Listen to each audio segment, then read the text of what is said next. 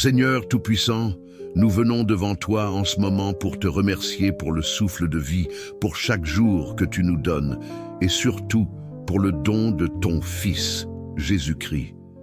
Ouvre nos cœurs et nos oreilles, Seigneur, pour que nous puissions comprendre et ressentir ce que ton Fils a vécu lors de son dernier jour sur cette terre. Que cette histoire ne soit pas seulement des mots, mais une vérité qui touche profondément notre âme. Dans le nom de Jésus, nous prions. Amen. Mon ami, avant de commencer cette histoire bouleversante, je t'invite à t'abonner à cette chaîne et à activer la cloche. Ici, chaque jour, tu recevras une parole vivante de Dieu, une vérité qui peut transformer ta vie. Ne laisse pas passer cette occasion, car Dieu veut te parler. Maintenant, imagine, c'est le soir. Jésus est avec ses disciples dans une petite pièce, autour d'une table. Ce n'est pas un repas comme les autres. Ce repas, c'est le dernier qu'il partagera avec eux. Il prend du pain, le bénit et dit « Ceci est mon corps, donné pour vous ». Il prend ensuite une coupe de vin et dit « Ceci est mon sang, versé pour le pardon des péchés ». Les disciples ne comprennent pas encore, mais Jésus sait. Il sait que dans quelques heures, il sera arrêté. Il sait qu'il va souffrir. Pourtant, il ne fuit pas. Au contraire, il parle d'amour, de pardon et lave même les pieds de ses disciples comme un serviteur. Après le repas, Jésus sort avec eux vers un jardin appelé Gethsémané. Il fait nuit. L'air est frais, mais son cœur est lourd. Il prie, et sa prière est si intense que sa sueur devient comme des gouttes de sang. Il dit à Dieu, « Père, si tu veux, éloigne de moi cette coupe. Cependant, que ta volonté soit faite. » Soudain, des bruits de pas, des torches dans l'ombre. C'est Judas, l'un de ses propres disciples. Il s'avance, l'embrasse sur la joue. C'était le signe convenu avec les soldats pour les guider. Jésus est arrêté. Les disciples, paniqués, s'enfuient. Jésus reste seul. Les soldats le lient et l'emmènent. Commence alors une nuit d'humiliation. On l'emmène devant les chefs religieux. Ils l'accusent de blasphème, cherchent de faux témoins. On le frappe, on le crache au visage. Pendant ce temps, Pierre, l'un de ses amis les plus proches, le suit de loin. Mais quand on lui demande « Tu étais avec lui, n'est-ce pas ?» il répond « Je ne le connais pas ». 3 fois. Et au chant du coq, Jésus croise son regard. Pierre sort et pleure amèrement. C'est ainsi que se termine la nuit, mais ce n'est que le début, car le matin, Jésus va être livré au gouverneur romain, Ponce Pilate. Et là, les choses vont encore s'aggraver. Le matin se lève. Les rues commencent à s'animer, mais pour Jésus, c'est le début d'un chemin encore plus dur que la nuit précédente. Les soldats le conduisent ligoté devant le gouverneur romain, Ponce Pilate. Cet homme n'est pas juif. Il représente l'Empire romain, l'autorité qui domine la région. Pilate regarde Jésus et l'interroge. « Es-tu le roi des Juifs ?» Jésus répond calmement. « Tu le dis. »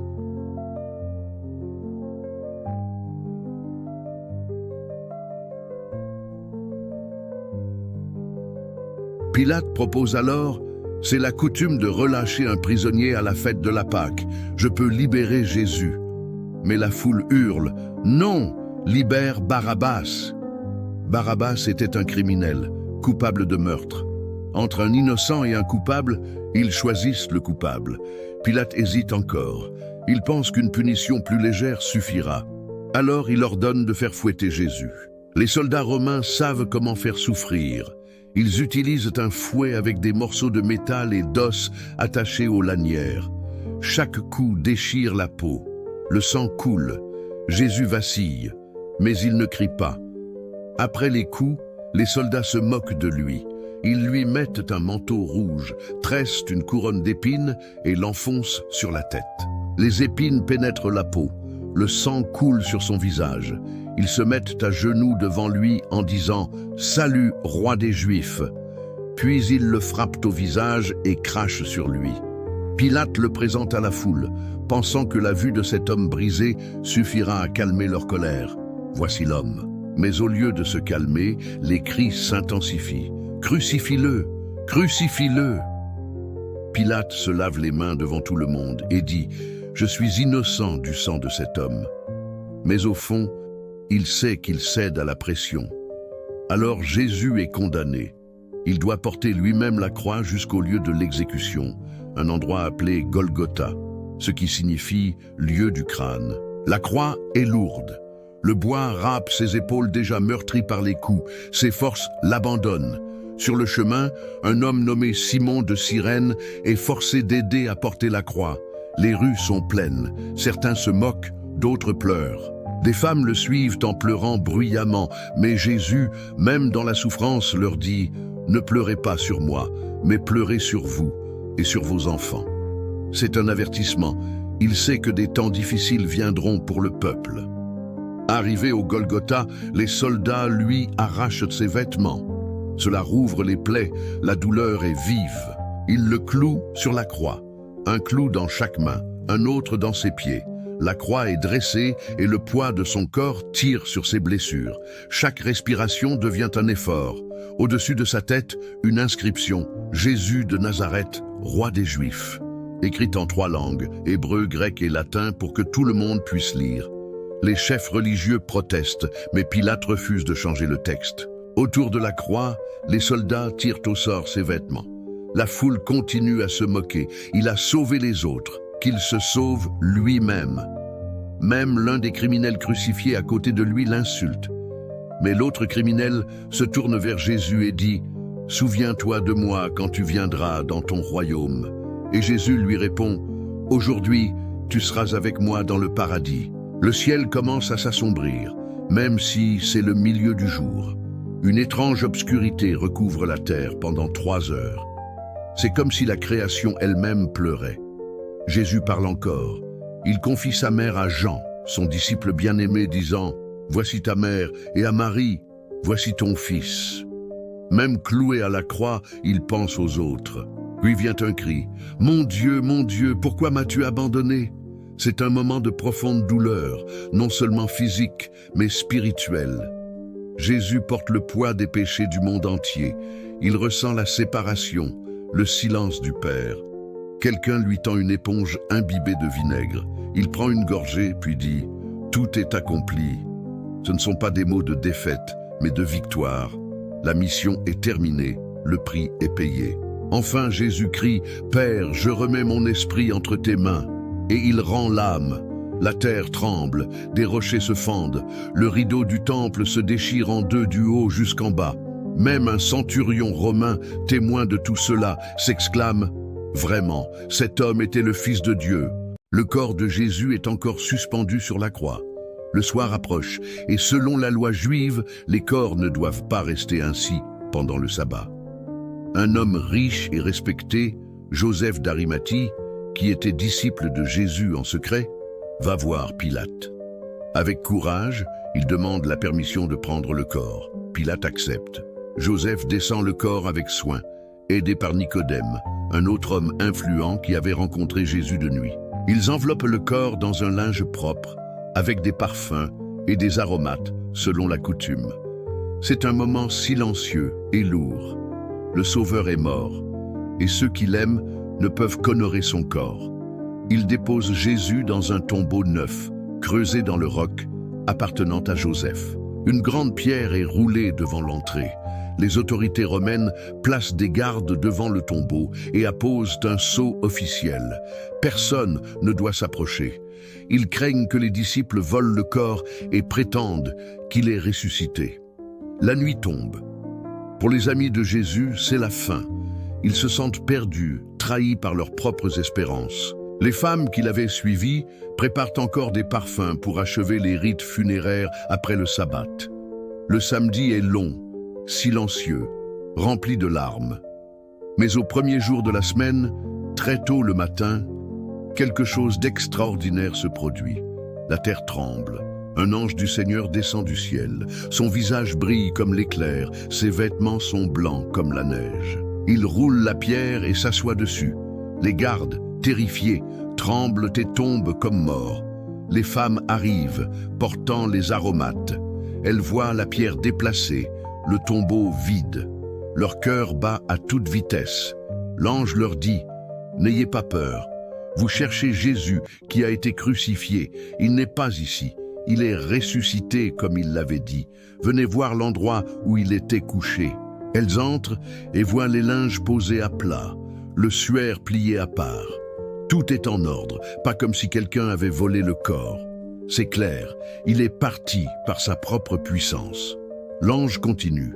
« Allez vite dire à ses disciples qu'il est ressuscité et qu'il vous précède en Galilée. » Elles courent, tremblantes mais remplies de joie. En chemin, Jésus lui-même leur apparaît. « Réjouissez-vous, dit-il. » Elles tombent à ses pieds, l'adorent. Il répète « N'ayez pas peur. Dites à mes frères d'aller en Galilée. C'est là qu'ils me verront. » Pendant ce temps, les gardes vont rapporter aux chefs religieux ce qui s'est passé. Mais au lieu de croire, ces derniers paient les soldats pour mentir. Dites que ses disciples sont venus pendant la nuit et ont volé son corps pendant que vous dormiez. Le mensonge commence à circuler, mais la vérité est plus forte que les rumeurs. Les disciples, eux, ont peur. Ils se cachent encore. Mais, le soir de ce même jour, alors que les portes sont fermées, Jésus apparaît au milieu d'eux. « La paix soit avec vous, dit-il. » Ils sont stupéfaits, certains doutent encore. Alors il leur montre ses mains et son côté. C'est bien lui. Pas un fantôme, mais vivant, avec un corps réel. 8 jours plus tard, il revient, cette fois avec Thomas présent. Thomas avait dit « Si je ne vois pas la marque des clous, si je ne mets pas ma main dans son côté, je ne croirai pas. » Jésus s'approche de lui et dit « Mets ton doigt ici, ne sois pas incrédule, mais crois. » Thomas tombe à genoux. « Mon Seigneur et mon Dieu. » Jésus répond « Parce que tu as vu, tu crois. Heureux ceux qui n'ont pas vu et qui ont cru. » Pendant 40 jours après sa résurrection, Jésus apparaît à beaucoup de personnes, aux disciples, à un groupe de plus de 500 frères à la fois, à ceux qui l'avaient aimé et suivi. Il enseigne encore, explique les Écritures et parle du royaume de Dieu. Il n'est plus limité par les murs ou les distances. Il apparaît, disparaît, marche avec eux, mange avec eux. Sur une montagne en Galilée, il leur donne une mission. Allez, faites de toutes les nations des disciples, baptisez-les au nom du Père, du Fils et du Saint-Esprit, et enseignez-leur à observer tout ce que je vous ai prescrit. Et voici, je suis avec vous tous les jours, jusqu'à la fin du monde. Un jour, alors qu'il parle encore à ses disciples près de Béthanie, quelque chose d'incroyable se produit. Jésus lève les mains, les bénit et commence à s'élever vers le ciel. Une nuée le cache à leurs yeux. Ils restent là, fixant le ciel, bouche bée. 2 hommes en vêtements blancs apparaissent et disent « Hommes de Galilée, pourquoi restez-vous là à regarder vers le ciel? Ce Jésus qui a été enlevé au ciel reviendra de la même manière que vous l'avez vu partir. » Et c'est ainsi que son dernier jour sur la terre comme homme mortel se termine. Mais ce n'était pas une fin, c'était un commencement. Car la résurrection change tout. Elle prouve que la mort n'a pas le dernier mot, que le péché est vaincu et que la promesse de vie éternelle est réelle. Aujourd'hui encore, cette vérité reste la plus puissante de toutes. Le tombeau est vide. Peu importe à quel point ta vie semble brisée, si Jésus est vivant, l'espoir est toujours possible. Mon ami, si tu écoutes cette histoire, sache qu'elle te concerne. Jésus n'est pas mort seulement pour le monde, en général. Il est mort et ressuscité pour toi, pour tes péchés, pour ta liberté, pour que tu sois réconcilié avec Dieu. Peu importe ton passé, peu importe tes erreurs, la croix les a déjà portées et le tombeau vide les a déjà vaincus. Alors aujourd'hui, ne laisse pas cette vérité passer comme une belle histoire. Prends-la comme une invitation. Jésus t'appelle à croire, à marcher avec lui, à lui donner ton cœur. Et il promet qu'il sera avec toi chaque jour, dans les moments de joie, comme dans les épreuves. Si tu veux prendre cette décision, tu peux prier maintenant. Seigneur Jésus, je crois que tu es mort pour moi et que tu es ressuscité. Pardonne mes péchés. Entre dans ma vie, sois mon Seigneur et mon Sauveur. Je te donne mon cœur et je veux te suivre tous les jours. Merci pour ton amour et pour la vie éternelle que tu m'offres. Amen. Si tu as fait cette prière, sache que le ciel se réjouit pour toi. Et je t'invite à t'abonner à cette chaîne pour recevoir chaque jour la parole de Dieu, des enseignements, des prières et des vérités qui fortifieront ta foi. Ensemble, nous marcherons sur le chemin que Jésus a ouvert, jusqu'au jour où nous le verrons face à face. Car ce jour-là viendra, et quand il reviendra, il n'y aura plus de souffrance, plus de larmes, plus de mort. Seulement la joie éternelle dans la présence de celui qui a donné sa vie pour toi.